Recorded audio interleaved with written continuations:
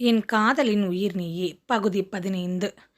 நந்தினியை நந்தன் அடுத்து உனக்கு பிடித்த இடத்திற்குத்தான் அழைத்துச் செல்லப் போகிறேன் என்றான். நந்தினிக்கோ இவர் என்ன நமக்கு பிடித்த இடம் என்று சொல்கிறார்? எனக்கு பிடித்த இடம் எதுவென்று எனக்கே தெரியாது. இவர் எப்படி எனக்கு பிடித்த இடம் என்று சொல்கிறார் என்று நினைத்தாள். சரி, நாம் போய்தான் பார்ப்போம். அப்படி நமக்கு பிடித்த இடம் எதுவென்று என்று நந்தனுடன் கிளம்பினாள். நந்தன் அவனுடைய காரில் நந்தினியின் கண்களை கருப்பு துணியால் கட்டி அழைத்துச் சென்றான். ஏங்க, எதுக்கு என்னோட கண்ணை கட்டி அழைத்துச் செல்கிறீர்கள் என்று கேட்க, இன்னைக்கு உனக்கு பிடிச்சதை கொஞ்சமாவது செய்யணும்னு என்னோட ஆசை. அதை ஓரளவு முடிந்தது. இதுதான் கடைசி. இது உனக்கு ரொம்ப ஸ்பெஷலான இடம். நீ அதை பார்க்கும்போது உன் முகத்தில் தோன்றும் உணர்வுகளை நான் ரசிக்க வேண்டும். அதற்காகத்தான் உன்னை இப்படி அழைத்துச் செல்கிறேன் என்றான். இவர்கள் இருவரும் சந்தோஷமாக சென்று கொண்டிருக்க இங்கு நந்தனுடைய வீட்டிற்கு காவியா வந்தாள். வந்தவள் பாண்டியனிடமும் கஜலட்சுமியிடமும் பேச ஆரம்பித்தாள். அங்கிள், நான் உங்ககிட்ட பேசதான் வந்திருக்கிறேன் என்று சொன்னாள். என்னம்மா சொல்லு. என்னால் உனக்கும் உங்கள் அப்பாவுக்கும் அவமானம் நடந்துருச்சு. அதுக்கு என்னால் உங்ககிட்ட மன்னிப்பு மட்டும்தான் கேட்க முடியும் என்று பாண்டியன் பேச, ஐயோ அங்கிள், நீங்கள் எதுக்கு மன்னிப்புன்னு பெரிய வார்த்தையெல்லாம் பேசுகிறீங்க? நீங்களும் எங்கள் அப்பாவும் பேசி வச்சுக்கிட்டு எதுவும் நடக்கலை. நானும் எங்கள் அப்பாவும் தான் உங்களை அந்த மாதிரி ஒரு சூழ்நிலையில் மாட்டி விட்டுட்டோம். நீங்கள்தான் என்னையும் என் அப்பாவையும் மன்னிக்க வேண்டும். இப்போது கூட அப்பாவால் உங்களை நேரில் பார்த்து எதுவும் பேச முடியாத சூழ்நிலை இருக்கிறார். என்னையும் நீ அங்கு போகக்கூடாது. நந்தனுக்கு திருமணமாகிவிட்டது. நீ வெளிநாடு சென்றுவிடு என்று கூறிவிட்டாள். எனக்கும் வேறு வழி தெரியவில்லை. என்னுடைய ஆசைதான் நிறைவேறவில்லை. இனி என் அப்பாவின் பேச்சையாவது கேட்டு அவருக்கு ஏற்ற மகளாக இருக்க வேண்டும் என்று நானும் என் அப்பாவிடம் வெளிநாடு செல்வதற்கு சரி என்று ஒப்புக்கொண்டு விட்டேன். ஆனால் என் உள் மனது அதை ஏற்க முடியாமல் தவிக்கிறது. ஏனென்றால் நான் இங்கிருந்து சென்று விட்டால் என் அப்பா தனியாகத்தான் இருப்பார். அவரை கவனித்து கொள்ள என்னை விட்டால் வேறு யாரும் இல்லை. அது உங்களுக்கு நன்றாகவே தெரியும். அதனால் என் மனதில் ஒரு எண்ணம் தோன்றுகிறது. அதை நான் சொன்னால் நீங்கள் என்னை தப்பாக நினைக்க மாட்டீர்களே என்று கேட்க, ஐயோ என்னம்மா காவியா, நீ இப்படியெல்லாம் பேசுகிறாய்? நீ என் நண்பனின் மகள், எனக்கும் மகள் போன்றவள்தான். நான் ஏன் உன்னை தவறாக நினைக்கப் போகிறேன்? அதுவும் இல்லாமல் நேற்று மட்டும் என் மகன் அந்த வேலைக்காரியை திருமணம் செய்யாமல் உன்னை திருமணம் செய்திருந்தால் இந்நேரம் நீதான் இந்த வீட்டின் மூத்த மருமகளாக இருந்திருப்பாய். என்ன செய்வது, எல்லாம் விதி என்றார். அங்கிள், அதை பற்றி பேசத்தான் நான் இப்போது இங்கு வந்திருக்கிறேன் என்றாள். அதை பற்றி இப்போது பேசி என்னம்மா ஆகப் போகிறது? அதாம் எல்லாம் நடந்து முடிந்து விட்டதே என்றார். எதுவும் முடியவில்லை அங்கிள். எனக்காக நான் சொல்வதை நீங்களும் ஆன்ட்டியும் செய்வீர்களா என்று கேட்டார். சரி சொல்லுமா, எங்களால் முடிந்ததை நாங்கள் செய்கிறோம் என்று கஜலட்சுமியும் பாண்டியனும் கூறினார்கள். அங்கிள், அந்த வேலைக்காரி நந்தினி எந்த வகையிலும் நந்தனுக்கு ஏற்றவள் அல்ல. அதனால் அவளை எப்படியாவது நந்தனின் வாழ்க்கையிலிருந்து வெளியில் அனுப்பிவிட்டு நான் நந்தனின் மனைவியாக வேண்டும். அதற்கு நீங்கள் எனக்கு உதவி செய்வீர்களா என்றாள். அவள் சொன்னதை கேட்ட பாண்டியனும் கஜலட்சுமியும் அதிர்ந்தனர். என்ன ஆன்ட்டி அங்கிள், இப்படி ஷாக் ஆகிட்டீங்க? எனக்கு உதவி செய்ய மாட்டீர்களா என்றாள். ஏம்மா காவியா, நீ என்ன பேசுறன்னு தெரிஞ்சுதான் பேசுகிறாயா? நீ இப்படி பேசியது மட்டும் என் மகன் நந்தனுக்கு தெரிந்தால் அவ்வளவுதான். நாம் மூவரும் உயிரோடு இருக்க முடியாது. உன்னை கூட ஏதோ ஒரு வகையில் மன்னிப்பான். எங்களை கொன்றே விடுவான். அதில் எந்த மாற்றமும் இல்லை. நீ எந்த உதவினாலும் கேளு. இந்த விஷயத்தில் மட்டும் எங்களிடம் எந்த உதவியையும் எதிர்பார்க்காதே. எங்களால் முடியவே முடியாது என்று கூற, என்ன அங்கிள், நீங்கள் இருவரும் இப்படி பயப்படுகிறீர்கள்? இது எதுவும் நந்தனுக்கு தெரியாமல் நாம் பார்த்து கொள்ளலாம். கொஞ்சம் யோசித்து பாருங்கள். உங்களுக்கு அந்த வேலைக்காரி மருமகளாக இருப்பது பெருமையா, இல்லை நான் உங்களின் மூத்த மருமகளாக இருப்பது பெருமையா என்று சொன்னால், நீங்கள் இருவரும் எனக்கு உதவி செய்ய முடியாது என்று சொன்னீர்கள் என்றால் நான் நந்தனை அடைய வேறு விதமான வழிகளை யோசிக்க வேண்டும். அது உங்கள் குடும்பத்திற்கு நல்லதாகவும் அமையலாம், தீமையாகவும் அமையலாம். பிறகு அதுபோல் ஏதாவது தீமை நடந்துவிட்டால் நீங்கள் என்னை தவறாக எண்ணக்கூடாது என்று மிரட்டுவது போலவே காவியா பேச, கஜலட்சுமியும் பாண்டியனும் என்ன செய்வது என்று யோசித்தார்கள். 2 பேரும் ஏதோ முடிவு செய்தவர்களாக, சரி காவியா, நாங்கள் இருவரும் உனக்கு உதவி செய்கிறோம். ஆனால் நாங்கள் உனக்கு உதவி செய்வது எந்த சூழ்நிலையிலும் யாருக்கும் தெரியக்கூடாது. அதேபோல் நந்தனுக்கு நந்தினியை மிகவும் பிடித்திருக்கிறது. பொதுவாக பெண்கள் என்றாலே நந்தனுக்கு பிடிக்காது. ஆனால் இந்த நந்தினியை மட்டும் ஏன் பிடித்திருக்கிறது என்று தெரியவில்லை. அதிலும் அவளை அதிகமாக நம்புகிறான். நந்தன் அவளை இந்த வீட்டில் யாரும் வேலை வாங்கக்கூடாது என்றும் எங்கள் அனைவருக்கும் கட்டளையிட்டிருக்கிறான். அதிலும் அவன் எந்த காரணத்திற்காகவும் அவனுடைய ஆஃபீஸ், தொழில் இது இரண்டையும் யாருக்காகவும் எதற்காகவும் தவிர்க்கவே மாட்டான். ஒரு செகண்ட் கூட வேஸ்ட் பண்ண மாட்டான். ஆனால் இன்னைக்கு மதியம் வீட்டிற்கு சாப்பிட வந்தான். அந்த வேலைக்காரியை அழைத்து கொண்டு வெளியில் சென்றான். இப்போது மணி மாலை 6 ஆகப் போகிறது. இன்னும் வீட்டிற்கு வரவில்லை, ஆஃபீஸிற்கும் செல்லவில்லை. இது எனக்கே பேரதிர்ச்சியாக இருக்கிறது என்றார் பாண்டியன். என்னங்க, என்ன சொல்கிறீங்க நீங்கள்? இதை என்னிடம் நீங்கள் சொல்லவே இல்லை. இந்த நந்தன் அவன் மனதில் என்னதான் நினைத்து கொண்டிருக்கிறான்? அவன் வீட்டிற்கு வரட்டும், அவனிடம் நான் பேசிக்கொள்கிறேன் என்றார் கஜலட்சுமி. என்ன கஜா, உன் மகனை பற்றி தெரிந்துதான் பேசுகிறாயா? நீ அவனிடம் கேள்வி கேட்டால் அவன் உடனே உனக்கு பதில் சொல்லிவிடுவானா? என்ன, அவனை பற்றி மறந்து விட்டாயா என்றார். என்ன அங்கிள், இப்படி ஆன்ட்டியை மிரட்டி கொண்டிருக்கிறீர்கள்? நந்தன் அவ்வளவு கோபக்காரரா என்றாள் காவ்யா. காவ்யா, அவனை பற்றிய சில விஷயங்கள் உனக்கு தெரியாது. அதை தெரிந்து கொண்டால் நீ அவனை நெருங்கவே நினைக்க மாட்டாய். அவன் அப்படிப்பட்டவன். என்ன அங்கிள், இப்படி என்னை பயமுறுத்துகிறீர்கள் என்றால். சரி அங்கிள், நான் உங்களிடம் ஒன்று கேட்க வேண்டும். அதற்கு மட்டும் எனக்கு பதில் சொல்லுங்கள் என்றாள். கேளுமா, நான் சொல்கிறேன் என்றார் பாண்டியன். அங்கிள், நந்தனுடைய ப்ளஸ் அண்ட் மைனஸ் என்னவென்று சொல்லுங்கள். நந்தனுடைய மைனஸ் ப்ளஸ் இரண்டுமே அவனுடைய பிஸ்னஸ் தான். அவனை எதிலாவது நாம் நெருங்க முடியும் என்றால் அதில் தொழில் விஷயம் மட்டும்தான். மற்ற எந்த வகையிலும் அவனிடம் நாம் செல்லவே முடியாது. குடும்பம் என்று எடுத்துக்கொண்டால் அவன் அம்மாவின் மீது பாசம் அதிகம். ஆனால் அதிலும் இப்போது விரிசல் விழுந்துவிட்டது. அதற்கான காரணத்தை மட்டும் கேட்காதே, அதை என்னால் சொல்ல முடியாது. இப்போது நந்தினி அவனுடைய ப்ளஸ்ஸா மைனஸா என்று கேட்டால் அதை கணிக்க எனக்கு இன்னும் சிறிது கால அவகாசம் தேவைப்படும் என்றார். சரி அங்கிள், எனக்கு இப்போதைக்கு இது போதும். பிறகு அந்த வேலைக்காரியை இங்கிருந்து வெளியில் விரட்ட வேண்டும். அதற்கான வேலைகளை இனிமேல் நாம் பார்ப்போம். அதேபோல் நான் வெளியில் இருந்து கொண்டு அவளை விரட்ட முடியாது. அதனால் தினமும் நான் இங்கே வந்து விடுகிறேன். அப்பாவுக்கு தெரியாமல் தான் வருவேன். நீங்கள் அப்பாவிடம் எதையும் சொல்லிவிடாதீர்கள் என்றாள். சரி, நீ சொல்வதெல்லாம் நாங்கள் செய்கிறோம். ஆனால் அந்த நந்தினியை எவ்வாறு நந்தனிடமிருந்து பிரித்து இந்த வீட்டிலிருந்து அவளை விரட்டுவது? அதற்கு என்ன செய்ய போகிறோம் என்று கேட்டார். அங்கிள், அதற்கான திட்டங்களை இனிமேல் தான் வகுக்கப் போகிறேன். அதற்கு நந்தினியை பற்றி நாம் முழுமையாக தெரிந்து கொள்ள வேண்டும். அதற்காகவும் தான் நான் தினமும் இங்கு வருகிறேன் என்று சொன்னேன்.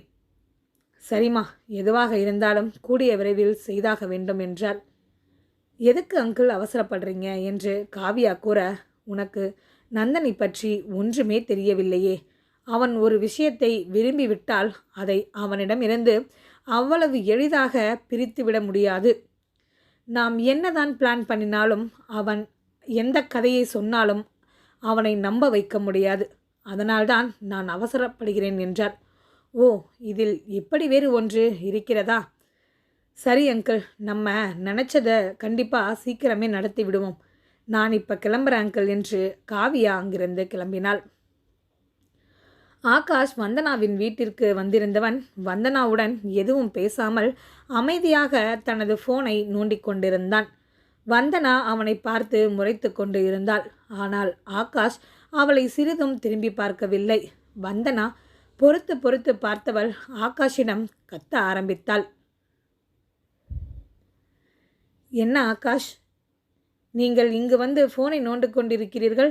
என்னிடம் பேசுவதற்கு உங்களுக்கு தோன்றவில்லையா? நமக்கு திருமணமாகி என்றுடன் 2 நாட்கள்தான் ஆகிறது. அதற்குள் நான் உங்களுக்கு போர் அடித்து விட்டேனா என்றாள். ஐயோ, என்ன வந்தனா, உனக்கு என்னதான் பிரச்சனை? எதற்கெடுத்தாலும் கத்திக்கொண்டே இருக்கிறாய், இல்லை சண்டை போடுகிறாய், யாரையும் மதிக்க மாட்டேன் என்கிறாய் என்றான் ஆகாஷ். என்ன ஆகாஷ், உங்களுக்கு என்னை பற்றி எதுவுமே தெரியாதா? நாம் காதலிக்கும் போது என்னை பற்றி முழுமையாக தெரிந்து கொண்டுதானே என்னை திருமணம் செய்து கொண்டீர்கள். பிறகு எதற்கு ஏதோ நான் புதிதாக இப்படி நடந்து கொள்வது போல் கேள்வி கேட்கிறீர்கள்? நான் எப்போதும் எதற்காகவும் என்னை மாற்றிக்கொள்ளவே மாட்டேன். நான் வளர்ந்த விதம் அப்படித்தான். இவை அனைத்தும் உங்களுக்கு தெரிந்ததுதானே? பிறகு ஏன் என்னிடம் இப்படி நடந்து கொள்கிறீர்கள்? என்னை காதலிக்கும்போது என்னிடம் இவையெல்லாம் பிடிக்கவில்லை என்று சொல்லி இருக்கலாமே. எதற்கு என்னை திருமணம் செய்து கொண்டீர்கள் என்று கத்தினாள். ஆகாஷ்க்கு அவள் மீது வந்த கோபத்தில் தான் இருப்பது தன்னுடைய மாமனார் வீடு என்பதை மறந்து வந்தனாவின் கன்னத்தில் பலார் என்று அறைந்தான். வந்தனா இப்படி கத்தி பேசியது அவள் அம்மா விமலாவுக்கு நன்றாக கேட்டது. விமலா உடனே வந்தனாவுடைய அறைக்கு ஓடி வந்தாள். வந்தவள் வெளியில் நின்று கொண்டு வந்தனாவை அழைத்தாள். வந்தனா, என்னாச்சும்? ஏன் இப்படி கத்திக்கிட்டு இருக்க? வெளியே வா என்று அழைத்தாள். வந்தனாவுக்கும் ஆகாஷுடன் இருப்பது பிடிக்காமல் வெளியில் வந்தாள். வந்தவள் தன் அம்மாவை கட்டி அணைத்து அழுதாள். தன் மகள் இப்படி அழுவதை பார்த்த விமலாவுக்கு ஆகாஷ் மீது கோபம் வந்தது. தன் மகளை தன் அறைக்கு அழைத்துச் சென்று விசாரிக்க ஆரம்பித்தாள். அவள் கேட்ட கேள்விகளுக்கு எந்த பதிலும் சொல்லாமல் அமைதியாகவே இருந்தாள் வந்தனா. என்னடி, நான் பாட்டுக்கு உன்கிட்ட கேள்வி கேட்டுட்டு இருக்க, நீ எதுவும் பதில் சொல்லாம அமைதியாகவே இருக்க என்று ஏதாவது வாய் திறந்து பேசுடி என்றாள். அம்மா, எனக்கு ஆகாஷை பிடிக்கவில்லை. இவனுக்கு பதிலாக நான் அந்த நந்தனை திருமணம் செய்திருந்தால் நான் நன்றாக இருந்திருப்பேன் என்றாள். விமலா வந்தனாவுடைய பேச்சை கேட்டு, என்னடி இப்படி பேசுகிற? அறிவு எதுவும் கெட்டு போச்சா உனக்கு? நீ அந்த ஆகாஷை விரும்பியதால் தான் அவனை திருமணம் செய்து வைத்தோம். இப்போது என்னவென்றால் இப்படி பேசுகிறாய்?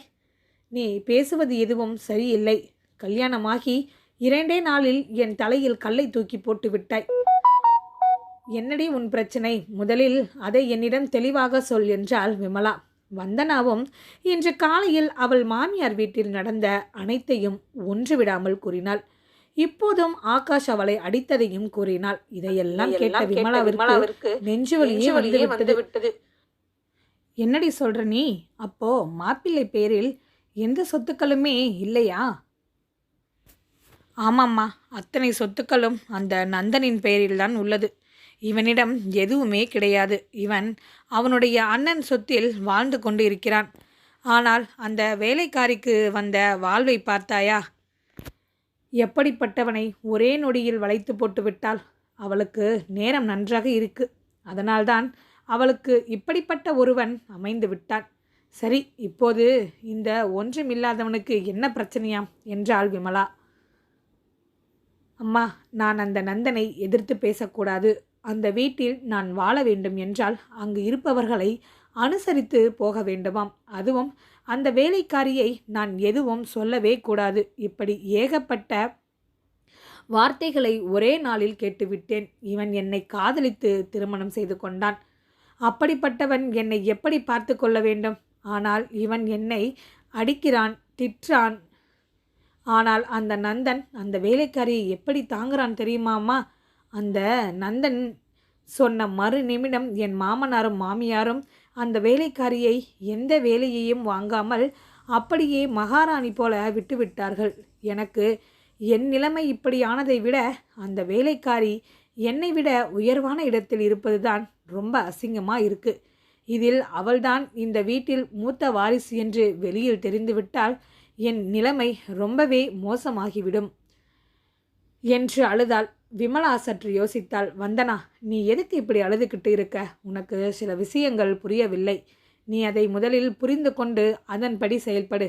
நாம் நினைப்பது நிறைவேறும். நீ அந்த வீட்டின் மகாராணியாக மாறலாம். அந்த நந்தனின் சொத்துக்கள் உன்னை மீறி வெளியில் செல்லாமல் உனக்கே கிடைக்கும் என்று வந்தனாவுக்கு வேண்டாத அறிவுரைகளை வழங்கினாள் விமலா.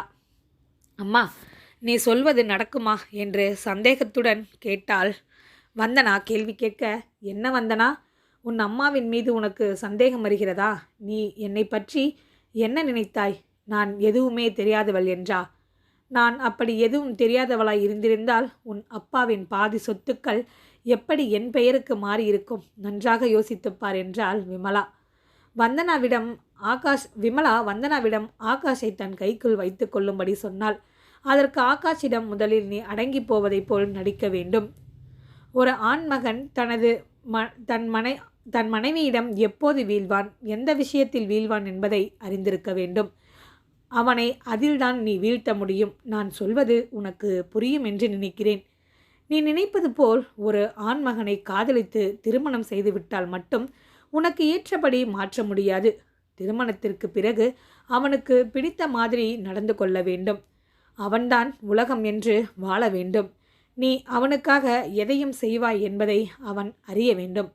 அப்போதுதான் அவன் உனக்காக உன் பேச்சை கேட்பான். உனக்காக அவனையும் மாற்றிக்கொள்வான். புரிகிறதா? அதேபோல் அந்த நந்தனிடம் நன்றாக பேசு. அந்த வேலைக்காரியை நன்றாக நடத்து. அவளுக்காக நீ இருக்கிறாய் என்பதை அந்த நந்தனும் அறிய வேண்டும். அவனுடைய கம்பெனியில் வேலைக்கு செல். அவனுக்கு உதவியாக இரு. அவனிடம் நம்பிக்கையை ஏற்படுத்திக்கொள். பிறகு நம்முடைய பிஸ்னஸையும் அவனுடைய பிஸ்னஸையும் இணைத்துவிடு. உன்னை மீறி அந்த சொத்துக்கள் எங்கும் சென்று விடாது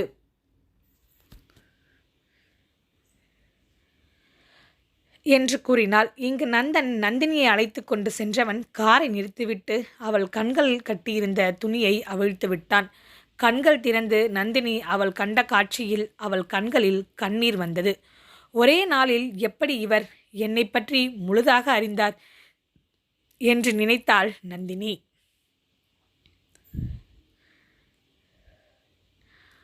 தொடரும். நன்றி, வணக்கம். சப்ஸ்கிரைப் பண்ணுங்கள் ஃப்ரெண்ட்ஸ், சப்போர்ட் பண்ணுங்கள் ஃப்ரெண்ட்ஸ். நிறைய ஃப்ரெண்ட்ஸ் சப்ஸ்கிரைப் பண்ணாமலே படிக்கிறீங்க, கொஞ்சம் சப்ஸ்கிரைப் பண்ணி விட்டு படிங்க ஃப்ரெண்ட்ஸ்.